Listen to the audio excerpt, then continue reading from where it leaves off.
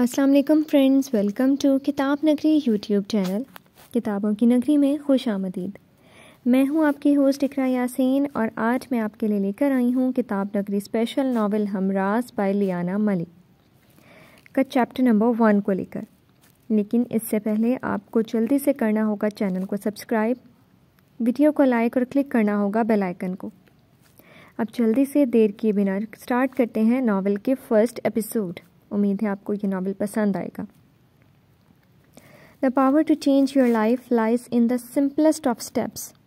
اس دنیا میں کوئی بھی چیز مستقل فائدہ نہیں دیتی۔ چاندنی راتیں بھی صرف چند لمحوں کی سوغات ہماری جھولی میں ڈال کر اندھیری راتوں میں چھپ جاتی ہیں۔ ایسے اداسیاں اور تاریکیاں غالب آ جاتی ہیں اور دلوں کی محفلیں سنسان ہو جاتی ہیں۔ سیاہ تاریکی پر نظر رکھتے ہوئے وہ اپنا لرزتا ہوا وجود سنبھالنے کی کوشش میں تھی۔ وہ کس قدر بوجھل ہوتے دل کے ساتھ اپنے بھاری ہوتے وجود کو گھسیٹ کے کمرے سے منسلک بالکنی تک لائی تھی۔ اسے لگا تھا اگر چند لمحے بھی وہ رسم و رواج کے تحت اس کمرے میں بیٹھی رہی تو یقیناً اس ماحول میں فانی ہو جاتی۔ لیکن یہاں بھی کوئی کم فسوں خیز ماحول نہ تھا۔ رات کے اندھیرے، تاریکی، خاموشی سے اسے بے انتہا ڈر لگ رہا تھا۔ دل جیسے دھڑک دھڑک کے رکنے لگا تھا۔ ہاتھوں کی ہتھیلیاں اس ٹھنڈ میں بھی نم پڑ گئی تھیں، جبکہ چہرہ پسینے میں تر ہو گیا تھا اور سرخ ڈورے بھری آنکھوں میں تیرتے آنسو صاف واضح تھے۔ آنے والے وقت کا سوچتے سوچتے اس کی دھڑکن مدھم ہوتی جا رہی تھی اور سانس لینے میں مشکلات پیدا ہو رہی تھی۔ وہ جو ہمیشہ چاند کو دیکھ کر اپنی تمام تر تھکن بھول جاتی تھی، مگر اب اس چاند اور اس کی دودیا سفید روشنی بھی اس کے جسم کے درد اور نہ جانے کتنے دن کی تھکان کو دور نہ کر پا رہی تھی۔ اسے جو یہ رات ہمیشہ سے بھاتی تھی، آج جیسے اس کی جذبات کے موت کو بلاوا دے رہی تھی۔ ابھی وہ گرل پر ہاتھ رکھے سوچ ہی رہی تھی جب گلاس ڈور کھسکانے کی آواز نے اسے اس خاموشی میں ارتعاش پیدا کیا تھا۔ گرل پر اس کی گرفت جیسے سخت ہوئی تھی اور آنکھیں میچی تھیں۔ آنے والے شخص کی مہک کو فوراً پہچان گئی تھی، اور پہچانتی بھی کیوں نہ، اس کے سوا اس وقت اس رات کو اس کے پاس آ ہی کون سکتا ہے۔ وہ رخ موڑے اپنے کانپتے دل و وجود کو سنبھالنے سے قاصر تھی۔ یہ جگہ بھی خاصی اچھی ہے، اینڈ یو نو، اس چاندنی رات میں محبوب کا لمس چاندنی لمس کا درجہ رکھتا ہے۔ اس کے حسن کے رعنائیاں جیسے اسے پتھر بنا رہی تھیں۔ سیاہ فلاسطین کی چولی میں مرون کام سے بھرے لہنگے کو زیب تن کیے، سیاہی مرون کام سے سجے دوپٹے کو بھاری زیورات کے ساتھ سجی وہ اس کے دل کو دہلا رہی تھی، اس کو تباہ و برباد کر رہی تھی۔ اس کا نازک وجود اس کو اس کی جانب کھینچنے کی متوجہ کرنے کی بھرپور کوشش میں تھا۔ وہ 30 سالہ مرد بھی اس نازک سی لڑکی کا پہلی نظر میں اسیر ہو گیا تھا، اور اب تو وہ اس کی شریک حیات تھی۔ وہ اس خاموشی میں مدھم لہجے سے گویا ہوا تھا۔ اس کے لہجے میں بہکتے جذبات خمار کو وہ بآسانی سے اندازہ کر سکتی تھی، مگر اپنے دل کا کیا کرتی؟ وہ شب خوابی کے لباس میں آہستہ قدم اٹھاتا اس کی جانب بڑھا تھا اور اس کے کندھوں کو تھام کر اس کا رخ اپنی جانب کیا تھا۔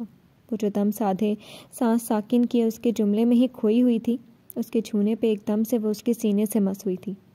Black beauty. اس نے پہلی بار بھی اسے سیاہ گاؤن میں دیکھا تھا، اور تبھی وہ یہ جان چکا تھا کہ سیاہ رنگ صرف اس پہ ہی جچ سکتا ہے۔ اس لیے آج کے بڑے دن کے لیے اس نے خود سیاہ پسندیدہ لباس اس کے لیے چنا تھا، اور اب اسے اس عروسی لباس میں دیکھ کر اس کے ہوش اڑنے لگے تھے۔ نرمی سے اس نے اس کے سر پہ سجا دوپٹہ ہٹایا تھا اور وہیں رکھی کرسی پہ ڈالا تھا۔ وہ اس کی جرأت پہ صرف آنکھیں بند کر گئی تھی اور اس ٹھنڈ میں سرد پڑنے لگی تھی۔ آئی لو یو مسز۔ وہ اس کا چہرہ دونوں ہاتھوں میں تھامے اس کے وجود کی گہرائیوں کو مد نظر رکھتے ہوئے اس کے لرزتے سرخ ہونٹوں کو دیکھتے ہوئے مدھم لہجے میں بولا تھا، آئی ریئلی لو یو۔ اس کے ماتھے پہ اپنے دہکتے لب رکھتا وہ مدہوش لہجے میں بولا تھا اور اس کو محسوس کرنے کے لیے اپنے سینے سے لگایا تھا۔ وہ اپنی مدھم پڑتی سانس کے ساتھ اس کے سینے سے لگ کر آنکھیں موند گئی تھی اور اسی وقت ہوش و حواس سے بیگانہ ہو گئی تھی۔ آنکھیں بند کرتے ہوئے اس نے صرف اس کے جذبات میں بہکتا مسکراتا چہرہ دیکھا تھا۔ وہ اس کو سموئے اس کی ڈوریوں سے سجی کمر پہ اپنے ہاتھوں کی گرفت سخت کیے کھڑا تھا۔ اس کے کوئی حرکت نہ پا کر اسے نرمی سے علیحدہ کیا تھا اور اس کے یکدم بے جان پڑتے وجود کو دیکھ کر حیران ہوا تھا۔ ابھی تو وہ بالکل ٹھیک تھی، لیکن بہت خاموش۔ وہ بنا کوئی لمحہ ضائع کیے بغیر اسے اپنی مضبوط باہوں میں بھر کر کمرے تک لایا تھا اور اسے بیڈ پہ ڈالا تھا اور الماری میں سے اپنا پرسنل بیگ لایا تھا۔ ابھی وہ انسٹرومنٹ نکال ہی رہا تھا جب اس کی نظر سائڈ ٹیبل پر پڑے باکس پہ گئی تھی۔ وہ حیرت سے کبھی اس باکس کو دیکھتا تو کبھی اس کے نیلے پڑتے چہرے اور ساکت وجود کو۔ اس کے ذہن میں پہلا لفظ یہی آیا تھا اور سوسائڈ سے نظر آئی، اپنی بے پناہ محبت کرنا جیسے رائگاں جاتی ہوئی تھی۔ The journey of the dark night of the soul is where we learn who we are without people telling us۔ رات کی تاریکی جیسے اپنے پر پھیلائے پورے آب و جہاں سے مچھائی ہوئی تھی۔ سنسان سڑکیں، ململاتی مٹی کی تازہ خوشبو، درختوں کی شاخوں سے نکلتے پتوں کی جھلملاہٹ، گہری خاموشی۔ وہ اندھا دھند تیزی سے بھاگتی ہوئی بنا کہیں نظر گھمائے اپنی منزل پہ پہنچنے کی کوشش کر رہی تھی، وہ منزل جس کا کوئی ٹھکانہ نہ تھا۔ ممی، وہ سرخ آنکھوں سے بہتے آنسوؤں کو بے دردی سے رگڑتے ہوئے دھیمے لہجے میں بولی تھی۔ بھاگنے کی کوشش میں اسے پتہ ہی نہیں چلا کب وہ اپنا راستہ کھو چکی تھی۔ ہوش تو تب آیا جب وہ ایک بڑے سے درخت کے بھاری تنے سے اس کا جسم ٹکرایا تھا۔ آہ! درد کی شدت سے گرم سیال اس کی آنکھوں سے رواں ہو چکا تھا۔ ٹکرانے کی وجہ سے اس کے جسم میں ایک درد کی لہر دوڑ گئی تھی۔ پاؤں کو پکڑے وہ درخت سے لگ کر نیچے زمین پہ ہی بیٹھ گئی تھی۔ اپنی حالت پہ اسے شدت سے رونا آنے لگا تھا۔ سفید سرخ پاؤں جو کبھی قیمتی چپل سے آزاد نہ ہوئے تھے آج وہ بالکل ننگے تھے، جبکہ اس کے خوبصورت پاؤں کے فرصت سے تراشیدہ ناخن کہیں لگنے سے ٹوٹ چکے تھے۔ دوپٹہ اس کا نہ جانے کب اور کہاں گر گیا تھا، جبکہ سر میں اٹھتی ٹیسیں اس سے برداشت نہ ہو رہی تھی۔ درخت کے تنے سے لگی وہ خود کو چھپانے کی ناکام کوشش کرنے لگی تھی۔ ہاتھ گھٹنوں پہ باندھے وہ درد سے دعا کا ورد کرنے لگی تھی۔ ڈر اور خوف سے اس کا جسم لرزنا شروع ہو چکا تھا۔ عزت یا گھر؟ آنکھیں بند کرتے ہوئے اس کے ذہن میں 3 لفظ پوری فلم کی طرح چلے تھے، جن کے بعد وہ ہوش سے بے ہوشی کی دنیا میں چلی گئی تھی۔ کہاں جا رہے ہو یار؟ وہ تیزی سے بھاگتا ہوا اس کے پیچھے آیا تھا، مگر وہ بھی اپنے نام کے ایک تھے، رکنے کا نام تو لینا نہیں تھا۔ اندھا دھند چلنے میں مگن تھے۔ تمہیں جانا ہے تو جاؤ گھر، مگر یہ ٹھنڈی ہوائیں، سرد موسم، خوبصورت نظارہ مجھے اپنی طرف زور و شور سے بلا رہا ہے۔ دامیر جو تیز بھیگتی بارش میں آگے بڑھ رہا تھا، ذرا سے لمحے کو رک کر اپنے پیچھے کھڑے ارزم سے گویا ہوا تھا، جو غصے سے بھرپور تاثرات لیے اسے ہی گھورے جا رہا تھا۔ یقیناً تمہارا دماغ خراب ہو گیا، میں کہتا ہوں واپس گھر چلو، امی پریشان ہو رہی ہوں گی۔ موسم بھی تو دیکھو کتنا خراب ہو چکا ہے، اس تیز بارش میں ہم گھر کیسے پہنچیں گے؟ ارزم الگ پریشان سے بولا تھا۔ شام کو وہ یونیورسٹی کے بعد دامیر کے پروگرام کے مطابق اس کے ساتھ جنگل کی سیر کو نکل پڑا تھا، مگر موسم نے اس قدر اچانک سے کروٹ بدلی تھی کہ اچھا خاصا گرم موسم سردی میں بدل چکا تھا، اور تیزی سے برستی بارش، اوپر سے اسے اپنی اماں کی بہت پرواہ تھی جو اسے وقت کے مطابق گھر دیکھنا چاہتے تھی۔ اوہ کم آن برو، گاڑی پاس تو ہے ہمارے، پہنچ جائیں گے آرام سے گھر۔ اور تم ایک ٹیکسٹ کرو نا اپنی نک چڑی بہن کو، وہ بتا دے گی آنٹی کو۔ اور تم اتنا پریشان کیوں ہو رہے ہو؟ بڑے ہو گئے ہو اب، بچے تھوڑی نہ ہو، ماشاءاللہ سے آپ اب ایک استاد ہیں، پھر بھی رویے میں اتنا بچپنا۔ دامیر اب اس کے پاس آ کر اسے تسلی دیتا ہوا بولا تھا، جو کافی پریشان نظر آ رہا تھا، مگر دامیر کو کہاں پرواہ تھی۔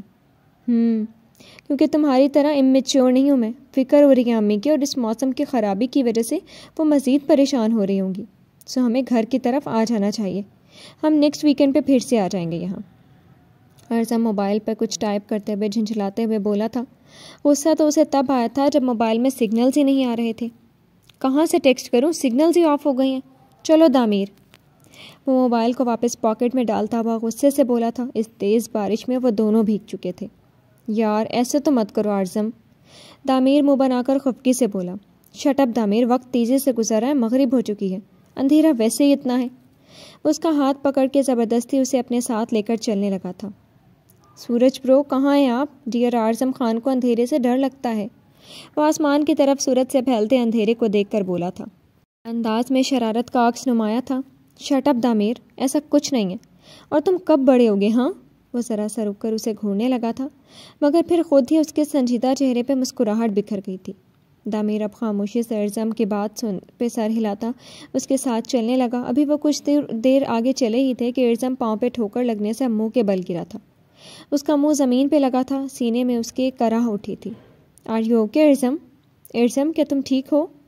دامیر لمحے کے 1000ویں حصے میں اس کے پاس نیچے بیٹھا تھا اور اسے کندھوں سے پکڑ کے اٹھایا تھا۔ اس رات میں اندھیرا ہونے کے باوجود وہ کچھ دیکھ نہیں پا رہے تھے۔ دامیر کا موبائل ویسے ہی ڈیڈ ہو گیا تھا، جبکہ ارزم کے موبائل کی روشنی کی مدد سے وہ راستہ طے کر رہے تھے، لیکن یہ موبائل کی روشنی بھی ان کا ساتھ نہیں دے پا رہی تھی۔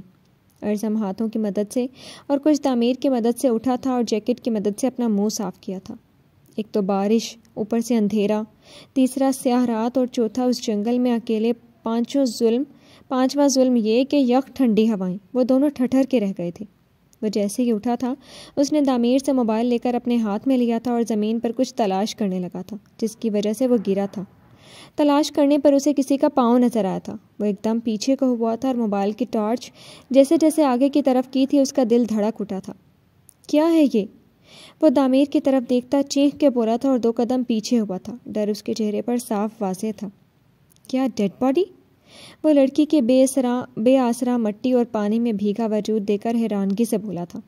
لڑکی کا بگڑا ہوا حلیہ انہیں یہی شبہ دے رہا تھا، جیسے کوئی اسے قتل کر کے یہاں پھینک گیا ہو۔ چلو بھاگو یہاں سے، اگر کسی نے دیکھ لیا تو ہم ہی پھنس جائیں گے۔ وہ ناگواری سے وجود کو دیکھتا ہوا بولا تھا۔ اسے اس وقت سب سے زیادہ گھر جانے کی گھبراہٹ اور پرواہ تھی، ورنہ اگر نارمل حالات ہوتے تو وہ سب سے پہلے اس واقعے کی انکوائری کرتا۔ مگر کسے اعظم، مجھے لگتا ہے ہمیں چیک کرنا چاہیے۔ اگر ہم اسے بے آسرا چھوڑ گئے تو انسانیت کے بارے میں جب کل کو کچھ پوچھا جائے گا تو ہم کیا جواب دیں گے؟ دامیر موبائل اس سے چھینتا ہوا پینٹ کے پائنچے فولڈ کرتا ہوا گھٹنوں کے بل نیچے بیٹھا تھا۔ دامیر، سٹاپ دس نانسنس۔ کل کو تم اسی نیکی کے چکر میں اگر قتل کیس کے چکر میں اندر ہوئے تو اپنے پیرنٹس کو کیا جواب دو گے؟ وہ اس کی نادانی پر سر پکڑ کے رہ گیا تھا اور چلا کر بولا تھا، بٹ اس کی ہارٹ بیٹ نارمل نہ صحیح مگر چل رہی ہے، چیک کرو ذرا۔ وہ اس لڑکی کی مٹی سے بھری نم کلائی تھامے ہوئے آہستگی سے بولا تھا۔ So what? اٹھا کے گھر لے جاؤ تم۔ وہ غصے کے انتہا کو پہنچتے ہوئے بولا تھا۔ اس وقت تعمیر کا اس سچویشن میں رکنا اسے نہایت حماقت لگ رہی تھی۔ کیا فضول بک رہے ہو تم؟ ہاں، تمہاری انسانیت کہاں کھو گئی ہے؟ بجائے تم میری مدد کرنے کے مجھ سے لڑ رہے ہو۔ کیوں بھاگنا چاہ رہے ہو اتنا؟ ہو گیا نا بس، اب گاڑی سٹارٹ کرو، تم میں اس محترمہ کو لا رہا ہوں۔ ہمیں اسی وقت ہسپتال جانا ہے کیونکہ ابھی ایک انسان کی جان کو خطرہ ہے۔ وہ جھنجھلاتے ہوئے اعظم پہ اچھا خاصا بھڑک چکا تھا۔ 2 ٹوک لہجے اور انداز میں کہہ کر وہ واپس جھک کر لڑکی کو اپنی مضبوط باہوں میں اٹھانے ہی لگا تھا جب اعظم نے اس کا بازو کھینچ کے اسے پیچھے کیا تھا۔ یقیناً وہ تمہاری گاڑی ہے اور مجھ سے کنٹرول نہیں ہوگی، سو تم سٹارٹ کرو، اسے میں لاتا ہوں۔ وہ نظریں چراتا ہوا بات کو بناتے ہوئے بولا تھا، جس پر دامیر کندھے اچکا کر رہ گیا تھا۔ بنا کچھ کہے وہ اپنی ہیلکس کی جانب بڑھ گیا تھا، جبکہ دوسری طرف اعظم نے اپنی لیدر کی براؤن جیکٹ اتار کے اس کے سراپے پر ڈالی تھی اور پھر جھک کر اس کے چہرے پر بکھرے بھورے بالوں کو ہٹانے کی کوشش کی تھی، صرف اسی ڈر سے کہ کہیں اس کا چہرہ جسم کی طرح کہیں سے زخمی نہ ہو۔ مگر جیسے ہی اس کا چہرہ اعظم خان کے سامنے آیا تھا وہ چونک کے رہ گیا تھا۔ اس سیاہ اندھیری رات میں بھی اس کے چہرے پر چاند سی روشنی چھائی ہوئی تھی، جبکہ ماتھے پہ جما ہوا خون تھا۔ وہ سر جھٹکتا، خود کو سنبھالتا اسے اپنی باہوں میں بھر چکا تھا۔ اسے لگا تھا جیسے اس نے کسی پھول کو چھو لیا ہو۔ اس کے جسم کی نرماہٹ، وہ کافی کچھ سوچ کے رہ گیا تھا اور دامیر کو فالو کرنے لگا تھا۔ Every morning starts a new page in your story. Make it great one day. ٹھنڈی گھاس پہ آہستگی سے چلتی ہمیشہ کی طرح وہ واک کر رہی تھی۔ دھیرے سے پھیلتی روشنی، سورج کی چکا چوند کرنے والی شعاعیں آہستہ سے بڑھتی جا رہی تھی۔ جیسے جیسے وقت بڑھتا جا رہا تھا اسے ذہن میں آتی سوچیں، مختلف طرح کے خیالات گردش کرنے لگے تھے۔ ابھی کچھ دیر پہلے ہی تو وہ فجر پڑھ کے لان میں چلی آئی تھی۔ اس کی شروع سے ہی یہی عادت تھی کہ وہ فجر کے بعد تقریباً آدھے گھنٹے ضرور لان میں واک کرتی تھی اور قدرت کے حسین نظاروں سے لطف اندوز ہوتی تھی۔ سویرے پرندوں کی چہچہاہٹ، تازی صحت بخش ہوا اس کی پسندیدہ چیزوں میں سے تھی۔ ابھی وہ اپنی ہی دھن میں چل رہی تھی جب ایک دم مین گیٹ کھلنے کی آواز نے اسے چونکایا تھا۔ فوراً ہی اس نے دوپٹے کے باوجود نکلتی چند بالوں کی لٹیں اندر کی تھیں اور اسی دوپٹے کے پلو سے اپنا چہرہ ڈھانپا تھا۔ دل کی دھڑکنیں سامنے شخص کو دیکھ کر ایک دم سے بڑھنے لگی تھی۔ سفید ٹی شرٹ اور بلیک جینس پہ اس کا قد اچھا خاصا نمایاں ہو رہا تھا، جبکہ ٹی شرٹ سے جھلکتے اس کے سڈول سفید بازو، ماتھے پہ بکھری بے انتہا شکنے، سنجیدہ چہرہ، اپسیٹ موڈ۔ ہاں، وہ لمحے کے 1000ویں سیکنڈ میں ہی تو اسے جانچ لیتی تھی، مگر اس کے بدن پہ جیکٹ دیکھ کر وہ پریشان ہوئی تھی، کیونکہ کل شام تو وہ اپ ٹو ڈیٹ ہو کر نکلا تھا، مگر نہ اب اس کے پاس اس کی جیکٹ تھی نہ مفلر۔ سوئی نہیں تم؟ وہ جو تیزی سے پلٹنے لگی تھی، اس کی آواز پر اس کے پاؤں من بھر کے ہو گئے تھے، جیسے قدم اٹھانے پہ انکاری ہوں، جبکہ دل تو مانو دھڑکنا ہی بھول گیا تھا۔ اس کی ایک آواز سے ہی، صرف ایک ہلکی سے توجہ پہ ہی اس کی حالت غیر ہونے لگتی تھی، جبکہ اس سے آگے تو اس نے کبھی سوچا ہی نہیں تھا۔ آخر ان کے مابین رشتہ کیا تھا؟ جاگ گئی ہوں، وہ خود کو سنبھالتی اچھے سے چہرے کو چھپائے نظریں نیچے کیے بولی تھی۔ اعظم اس کی بات پہ سر ہلا کر رہ گیا تھا۔ جانتا تھا کہ وہ صبح چہل قدمی کرتی ہے، آخر کمرے کی کھڑکی سے کبھی تو وہ اسے دیکھ ہی لیتا تھا، مگر کبھی اس پہ ظاہر نہیں کیا تھا۔ ٹھیک، اگر مصروف نہیں ہو تو پلیز ایک کپ چائے بنا کے ٹیکسٹ کر دینا، لے جاؤں گا آ کر۔ وہ اس سے مجبوری میں بول گیا تھا، کیونکہ اسے معلوم تھا اس وقت اس کی ماں اور لاڈلی بہن نیند کے مزے لے رہے ہوں گے، جبکہ جیسی ابھی اس کی حالت تھی وہ کسی سے کچھ بھی کہہ سکتا تھا۔ بناتی ہوں، وہ سر اس بات میں ہلا کر گھر کے اندرونی حصے کی جانب بڑھ گئی تھی۔ آرزم تھکن کے باعث وہیں بینچ پہ بیٹھ گیا تھا۔ اگر ابھی اوپر بیڈ روم میں چلا جاتا تو یقیناً چائے لینے وہ نیچے واپس نہ آ پاتا، جبکہ وہ خود سے اسے چائے بھی دینے اس کے کمرے میں نہیں جا سکتی تھی۔ جس طرح کا وہ گریز رکھتی تھی، اس کی آنکھوں میں حیا، چہرے پہ پردہ، اس کے نیچر کو وہ بہت عرصے سے جانتا تھا۔ نہ کبھی اس نے اسے بدلنے کی کوشش کی تھی، نہ کبھی کوئی فرمائش۔ بینچ کی پشت سے سر ٹکاتا وہ ہاسپٹل میں گزرے وقت کو سوچنے لگا تھا۔ اور چو پرنسس، وہ چائے بنا کر اپنے کمرے میں آ گئی تھی۔ گھڑی اب صبح کے 7 بجا رہی تھی۔ دیکھو 7 بج گئے ہیں، یونی کو لیٹ ہو جائے گا، وہ الماری کھولتے ہوئے اب تیز آواز میں بولی تھی اور اپنے اور اس کے لیے کپڑے منتخب کرنے لگی تھی۔ سونے دو ذرا دیر، اور پلیز پہلی کلاس مس کر لوں گی، وہ کمبل منہ پہ ڈالتی نیند سے ڈوبی آواز میں بولی تھی۔ واو، تمہاری کلاس کی مجھے پرواہ نہیں ہے، مگر میری کلاس تو میں مس نہیں کر سکتی یار، پلیز اٹھ جاؤ، پوائنٹ مس ہو جائے گا ایسے تو۔ وہ کپڑے صوفے پہ ڈالتی ہوئی دوبارہ اس کے سر پہ آ کھڑی ہوئی تھی اور اب اسے جھنجھوڑنے لگی تھی۔ کیا ہے محل، تم مجھے کبھی سونے نہیں دیتی؟ وہ جھنجھلاتے ہوئے کمبل خطبے سے دور پھینک کر اٹھی تھی۔ آواز میں صاف غصہ تھا، جس کی وجہ سے اس کی چھوٹی سی ناک سرخ ہو رہی تھی۔ تو کس نے کہا ہے رات دیر تک جاگو؟ میں ہی پاگل ہوں جو رات تمہارے کپڑے استری کر کے رکھوں، ٹائم ٹیبل کے مطابق روزانہ تمہارا بیگ سیٹ کر کے رکھوں، ساری چیزیں تمہارے اٹھنے سے پہلے تیار رکھوں، اور اوپر سے تمہیں اٹھانا بھی میری ذمہ داری ہے۔ آگے سے تم بحث کرنے لگ جاتی ہو جیسے میں یہ سب شوق سے کرتی ہوں۔ وہ اریحا کے غصے پہ اپنی ٹھنڈی نیچر کے باوجود بھی تپ گئی تھی اور صحیح سے اسے سنا ڈالی تھی، کیونکہ وہ اسے بچوں کی طرح ٹریٹ کرتے کرتے اس کا ایک ایک کام خود کرتے ہوئے اب تنگ آ گئی تھی، جبکہ آگے سے اسے کوئی صلہ نہیں ملتا تھا سوائے اریحا کے طنز و تانے کے، اب وہ مذاق ہو یا سنجیدہ۔ اوکے ریلیکس، آئندہ سے میں خود جلدی سے اٹھنے کی کوشش کروں گی، اور نا یہ کام تو تمہیں میرے خود ہی کرنے ہوں گے، میرے پاس وقت جو نہیں ہوتا۔ وہ اس کے گال کو تھپکتی ہوئی اسے ٹھنڈا کرنے کی معمولی سی کوشش کر رہی تھی۔ محل اس کا ہاتھ تھام گال پر سے ہٹا کر سائڈ ٹیبل پر رکھا اپنا ناول کی کتاب لے کر آگے بڑھ گئی تھی۔ اچھا برو، اب ناراض ہونے کا تو نہیں ہو رہا، 5 منٹ میں فریش ہو کر آتی ہوں بس۔ وہ اس کے نظر انداز کرنے والے رویے کو دیکھ کر اب ٹاول لے کر باتھ روم کی جانب بڑھ گئی تھی، جبکہ وہ اسے یونی میں منانے کا سوچ چکی تھی۔ اس کی اپنی کوئی بہن تو تھی نہیں کہ اسے جتنی بھی محبت تھی وہ محل سے تھی۔ محل اس سے 1 سال ہی بڑی تھی، جس کی وجہ سے ان دونوں کے درمیان کافی سے زیادہ بنتی تھی۔ محل جتنی سنجیدہ اور نرم تھی، اریحا اتنی ہی شوخ اور ضدی تھی۔ ہائی اگین، وہ ٹھیک 5 منٹ بعد باتھ روم پہن کر باتھ روم سے باہر آئی تھی۔ گیلے بال اس کے کندھوں پہ پھیلے تھے، جبکہ نم چہرے پر ایک مسکراہٹ آیا تھی جسے محل دیکھ کر مسکرا بھی نہ سکی تھی۔ بہت بے شرم ہو تم، وہ اس کو گھٹنوں تک آتے سفید باتھ روم میں دیکھ کر سر پہ ہاتھ رکھ کر بولی تھی۔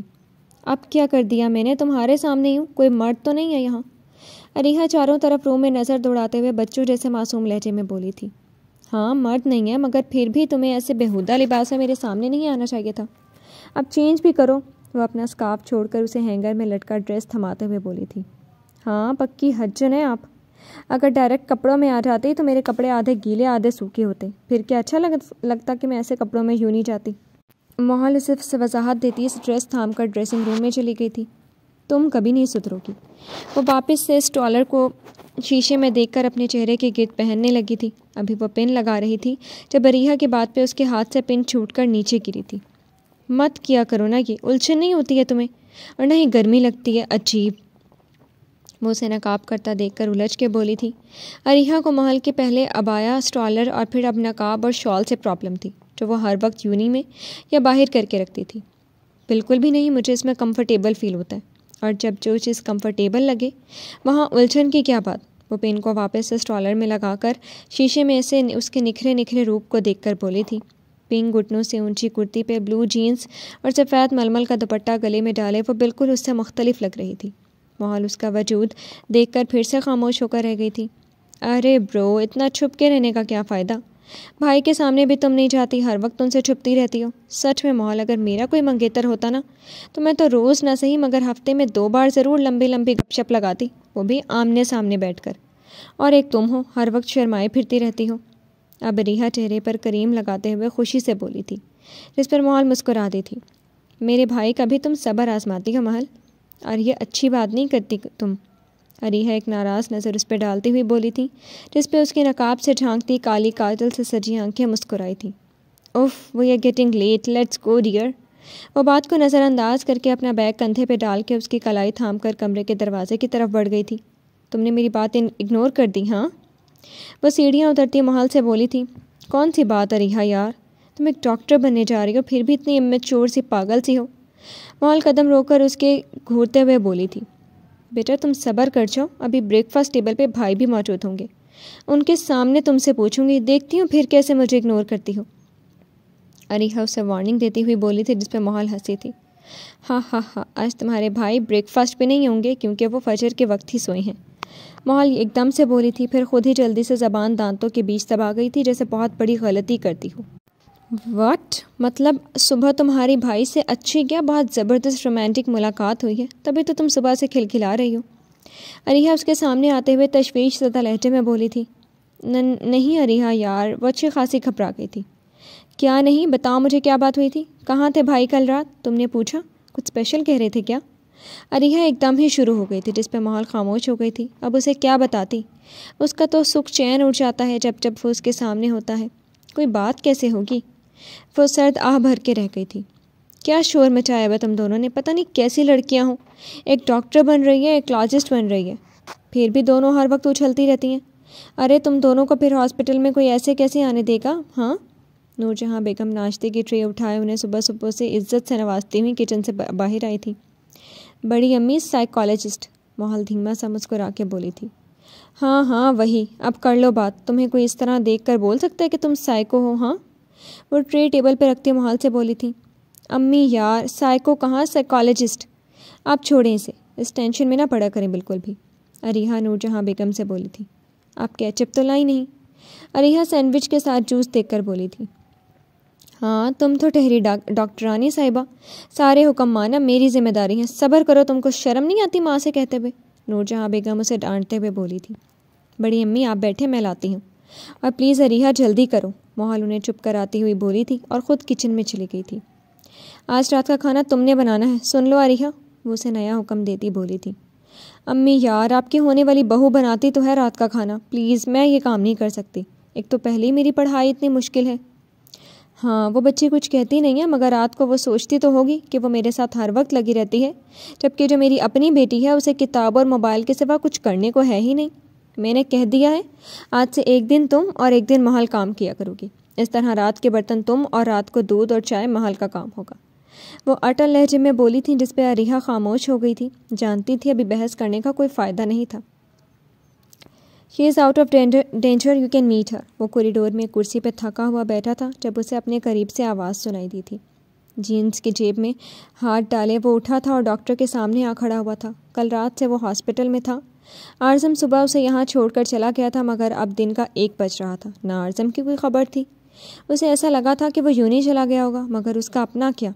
وہ سوچوں کو جھٹک کر صبر کا گھونٹ پی کر رہ گیا تھا، مگر اس کی اپنی کیا غلطی تھی؟ وہ تو صرف انسانیت کی خاطر ایسا کر گیا تھا، ورنہ اسے کیا ضرورت تھی کسی بھی مسئلے میں پڑنے کی؟ اگر اس لڑکی کی جگہ کوئی لڑکا یا کوئی بھی وجود ہوتا وہ تب بھی ایسا کرتا، مگر اعظم اسے سمجھ نہ پایا تھا۔ Thank you doctor, thank you so much. وہ ان سے ہاتھ ملاتا خوشی سے بولا تھا۔ کوئی شک نہیں تھا کہ تمام وقت اس نے اس لڑکی کے لیے دعا کی تھی، صرف اس لیے شاید تاکہ وہ اسے اس کے گھر ڈراپ کر سکے۔ اس کے لیے یہ سوچ ہی جان لیوا تھی کہ اس کے ماں باپ کس طرح اس وقت اس کی غیر موجودگی میں تڑپ رہے ہوں گے۔ وہ اچھے سے اس حالت کو سمجھ سکتا تھا، اس کے ڈیڈ اس کی ذرا سی بھی دیر پہ کیسے پریشان ہو جاتے ہیں۔ وہ تو پھر ایک لڑکی تھی جو تمام رات گھر سے باہر رہی، وہ بھی اس حالت میں۔ ڈاکٹرز نے انہیں پہلے یہ ڈکلیئر کر دیا تھا کہ وہ کوئی ریپ کیس نہیں ہے۔ اعظم نے نہ صحیح لیکن اس نے خدا کا بہت شکر ادا کیا تھا۔ آہستہ سے چلتے ہوئے وہ روم کے ڈور تک پہنچ گیا تھا اور اندر جانے کی کوشش میں تھا۔ ہینڈل پہ ہاتھ رکھ کر اس نے جیسے ہی ہینڈل گھمایا تھا وہ لمحے کو رک گیا تھا۔ ڈاکٹر کیا وہ ہوش میں ہے؟ وہ مڑ کر ڈاکٹر سے پھر بولا تھا، جس پر وہ اس بات میں سر ہلا کر چلی گئی تھی۔ وہ ایک بار پھر ہینڈل گھما کر اس بار روم میں داخل ہو گیا تھا۔ ہیلو، وہ بیڈ کی جانب بڑھتے ہوئے دھیمے سے بولا تھا۔ چہرہ بالکل نارمل تھا، نہ سنجیدہ نہ شوخ پن۔ وہ جو آنکھیں موندے لیٹی ہوئی تھی، ایک دم سے اس نے آنکھیں کھول کر دیکھا تھا۔ دامیر اس کے چہرے کے سرخ پن سے اندازہ لگا سکتا تھا کہ وہ روتی رہی ہے۔ دیکھیں، آپ روئیں گی تو آپ کی طبیعت پہ اثر پڑے گا، سو کائنڈلی ریلیکس رہیں۔ وہ اس کے بھیگے سرخ چہرے کو دیکھ کر پھر سے بولا تھا، جس پہ وہ اپنی سسکی نہ روک سکی تھی اور اب بے آواز سے رونے لگی تھی۔ پلیز ایسا مت کریں۔ وہ اس کے روتا دیکھ کر گڑبڑا گیا تھا۔ ریلیکس کرو، بالکل سیف ہو یہاں پر۔ وہ اب بیڈ کے سامنے کھڑا بالکل اس کے روبرو تھا، ماتھے پہ بندھی پٹی، سرخ نم چہرہ، ہاتھوں پہ سرخ نشان، جسم میں کپکپاہٹ۔ وہ اس کی حالت دیکھ کر افسوس کر کے رہ گیا تھا۔ ڈیئر پلیز، میں دامیر کمال ہوں۔ کل رات آپ مجھے جنگل کے قریب ملی تھی، تبھی میں آپ کو یہاں لے آیا تھا، اور اب آپ یہاں بالکل محفوظ ہیں۔ آپ فون نمبر دے دو گھر کا، میں کال کر کے بلا لیتا ہوں آپ کے مدر یا پیرنٹس کو۔ وہ دھیمے لہجے میں بول رہا تھا۔ کیوں لائے آپ یہاں؟ وہ روتے ہوئے اب ہاتھ کی پشت سے ڈرپ کی سوئی دامیر کو کوئی بھی موقع دیے بغیر نکال چکی تھی اور غصے سے بولی تھی، واٹ؟ یہ کیا کر دیا پاگل لڑکی تم نے؟ دامیر جو کب سے تمیز سے بات کر رہا تھا اب اس کی حرکت پہ ایک دم جھنجھلا گیا تھا۔ بے دہانی میں اس کا ہاتھ تھامے ٹیشو پیپر کی مدد سے خون کی کچھ بوندیں صاف کرنے لگا تھا جو اس کے سفید ہاتھ کی پشت پہ پھیلی تھی۔ چھوڑیں مجھے، وہ تڑپ گئی تھی۔ سسٹر، وہ اسے نظر انداز کیے نرس کو آواز دینے لگا تھا۔ ایک تو رات بھر وہ اس کی وجہ سے پریشان رہا، اور اب وہ کل رات ہی ڈاکٹر نے اس کی حالت تشویشناک بتائی تھی، مگر اب وہ ٹھیک تھی اور وہ چاہتا تھا کہ وہ مکمل صحت یاب ہو جائے تو اسے اس کے پیرنٹس کے گھر چھوڑائے، لیکن وہ اسے کچھ بتا ہی نہیں رہی تھی۔ مجھے نہیں لگوانی یہ، وہ نرس کو واپس وہی ڈرپ کی کاروائی دیکھ کر وہ روتے ہوئے بولی تھی، جس پہ دامیر سر پکڑ کے رہ گیا تھا۔ اگر اعظم یہاں ہوتا تو سچ میں ایک تھپڑ لگا چکا ہوتا اس لڑکی کو، لیکن دامیر کمال ہی کیا جس میں کمال کی برداشت نہ ہو۔ ایسا ضدی پن تو وہ 2 سال سے کسی کا دیکھتا آ رہا تھا، اسے تو جیسے عادت ہو گئی تھی۔ اب خاموش کر جاؤ تم اب پلیز، نرس کے روم سے جانے کے بعد وہ اس سے تیز آواز میں بولا تھا۔ پلیز مجھے جانے دے یہاں سے، اس کے سامنے ہاتھ جوڑتے ہوئے بولی تھی۔ ہاں جانے دوں گا، بلکہ تمہیں جہاں جانا ہے میں ہی لے کر جاؤں گا۔ انفیکٹ تم ٹھیک ہو جاؤ، 2 گھنٹے بعد ہم تمہارے گھر چلیں گے، وہ اسے وارننگ دیتے ہوئے بولا تھا۔ میرا کوئی گھر نہیں ہے، you just leave me alone for God sake, وہ چینخ کے بولی تھی، جس پہ دامیر حیران رہ گیا تھا۔ جی تو فرینڈز، کیسی لگی آپ کو ناول کی فرسٹ ایپیسوڈ؟ امید ہے آپ کو پسند آئی ہوگی۔ کمنٹ سیکشن میں اپنی رائے کا اظہار ضرور کیجیے گا۔ پھر حاضر ہوں گے ناول کی اگلی قسط کے